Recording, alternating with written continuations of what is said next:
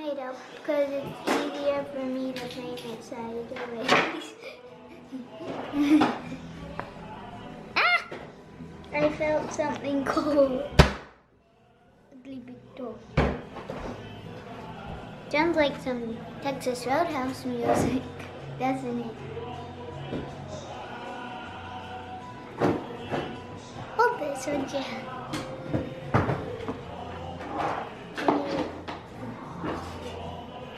Happy Sunday. Happy Sunday. Happy Sunday.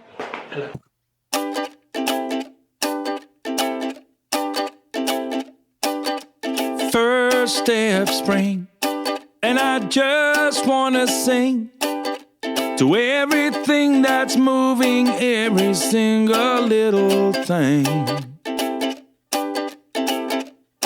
To them birds flying free, fish in the sea, flowers and trees, every little bumblebee. I wanna sing, ooh, ah,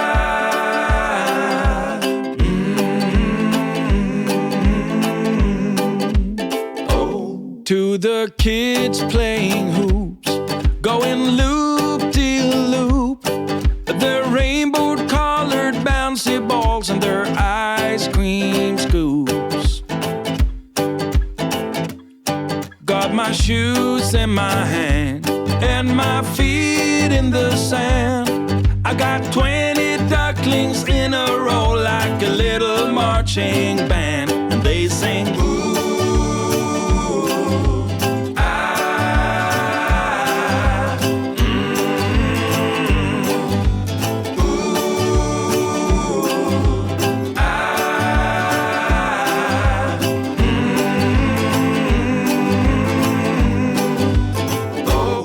To the couples in love and the seagulls above and any other living thing or creature I can think of, I wanna sing, ooh, I wanna sing, just wanna sing.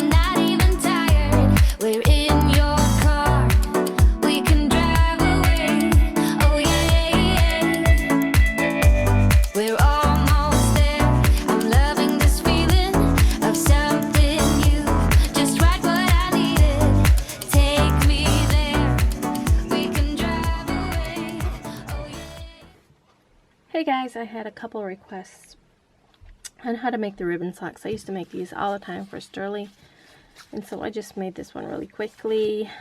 If I had to do it over, I probably would have stretched it out a little bit more so that it had a little more of a ruffle. But yeah, this is just how I make them. They're really simple to make. I used to make them all the time to match all her outfits. And yeah, so I just got these socks. These came from Target. They're just little bobby socks. So the first thing you do is you're gonna have to turn it inside out. So this is just the way I do it. I'm sure there's plenty of other tutorials that can show you a better way, but this is just how I've always done it.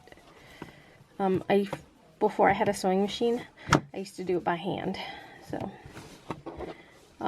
So I just turned it inside out. And the next thing I'm going to do is I'm going to have my ribbon. This is 1.5 inch grosgrain ribbon, and I need to heat seal my ends.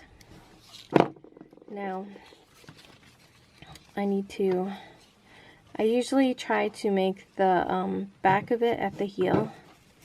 Here's the back. So I usually start it somewhere towards the back, so it'd be behind. And then the pretty side is going to be down. So whatever side you want. Out here needs to be facing down. And what I do is I put my sewing machine on zigzag. If you have this kind of a sewing machine, I don't remember the name of this. It's a brother something or another. I don't think it tells me anywhere on here, does it? No. I got this at Walmart, a couple years ago. But I have it on zigzag, and it's 1.4 and it's 3.5. So, let me put you down here. So I start at the heel, and make sure my ribbon is at the heel, and I pull all this stuff this way. One thing that can help is usually I will start with a pin, and I will just pin this end just so it's holding it, just so I can get it up underneath my little foot, and then I put it down. So you got to make sure all this other stuff is on this side, because otherwise you'll sew over top of it and then you won't be able to get into your sock. And what I do is I pull the sock and kind of stretch it out. The more you stretch it, the more ruffles, but you don't want to stretch it too much because you don't want for it to be all stretched out and look all funny. So now that I got that there, I'm just going to go ahead and start stitching. Once I catch it, there we go. Once I catch it, then I back stitch. Okay, I'm going to go ahead and remove my pin now. But you got to make sure you have this stuff. The other half of the sock, you got to make sure it's over and not underneath where you're sewing. So I just go ahead and I stretch this out and lay this along it, and I zigzag. And when it zigzags, it catches the ribbon on one side, and then it catches. Sometimes it goes over the edge, but that's fine. But yeah, this is how I do it. And I will grab this part up here just to kind of make sure it's guiding.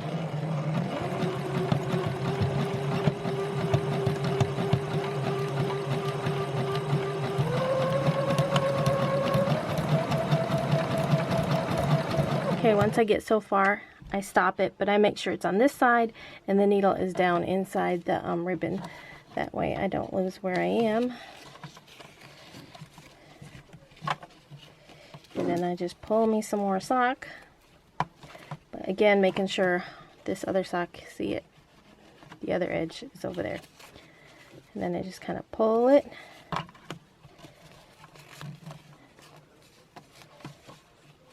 Like so, and then go ahead and sew some more.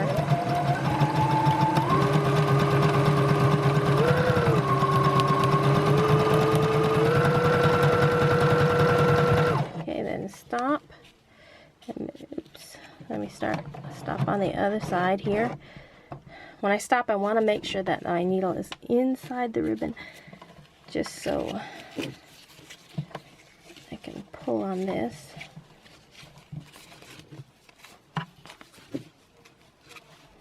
And I just kind of straighten it all out. Uh-oh. Now once you do a few pairs, you'll kind of get the hang of it.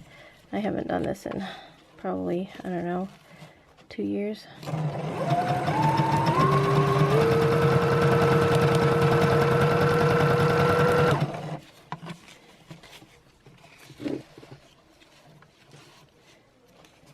This one is probably going to be a little more ruffly than the other one because I'm trying to pull it a little more.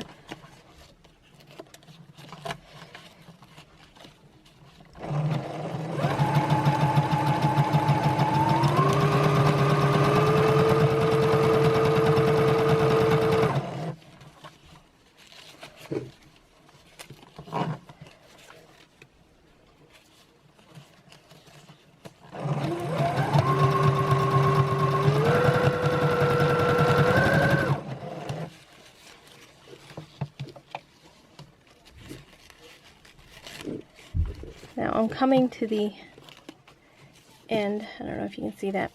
I usually overlap it just a little. I'll show you when I get there.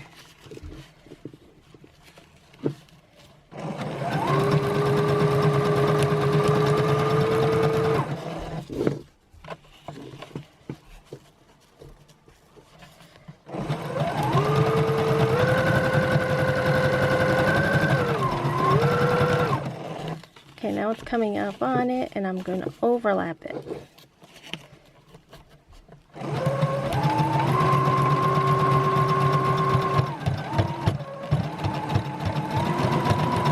Okay, I'm going to go so far, then I'm going to back stitch. Okay, now I just kind of go ahead and cut my ribbon off, and cut my threads off too.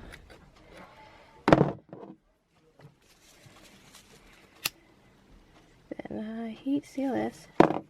Now if you want to, you can go ahead and sew this part. I usually do just to keep them down, but some people don't. Some people just leave them open, but I usually just sew them.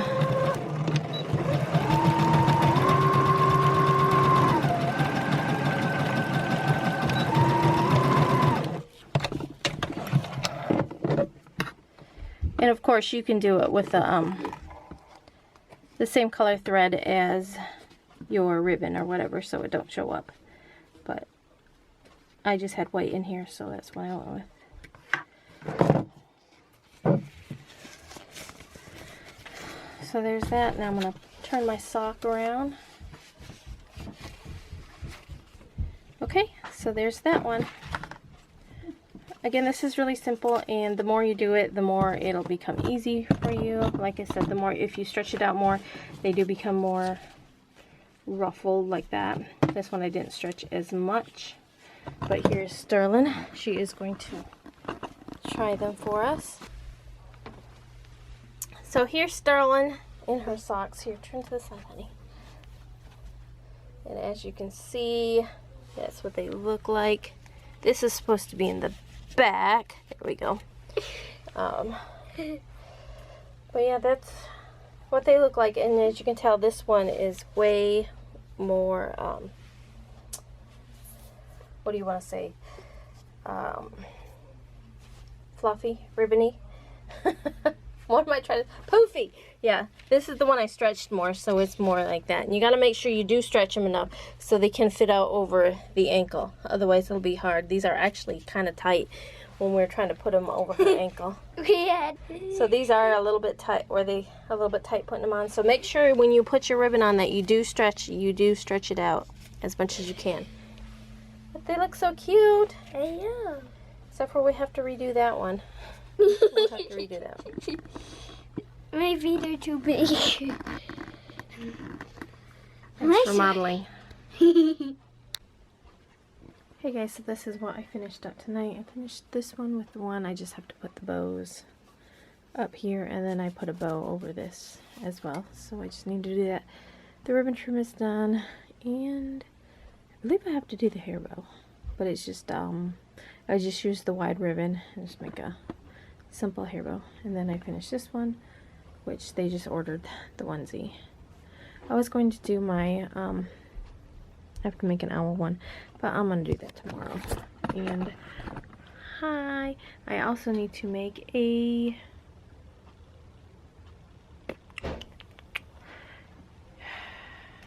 corset top for a SpongeBob, because they need it by June, somewhere in the beginning of June. And they messaged me, excuse me, they sent me a message, I